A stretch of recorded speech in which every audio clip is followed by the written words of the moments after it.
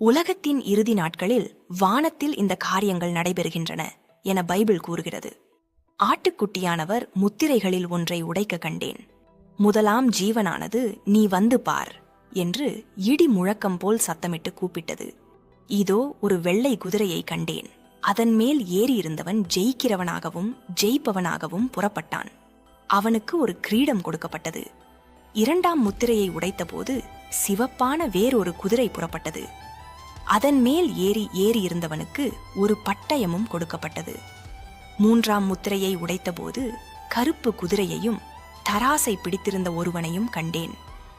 எண்ணெயையும் திராட்சை ரசத்தையும் சேதப்படுத்தாதே.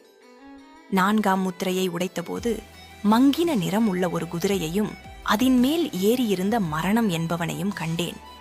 பட்டயத்தினாலும் பஞ்சத்தினாலும் சாவினாலும் பூமியின் துஷ்ட மிருகங்களினாலும் பூமியில் கால் பங்கில் உள்ளவர்களை கொலை செய்யத்தக்கதான அதிகாரம் அவனுக்கு கொடுக்கப்பட்டது.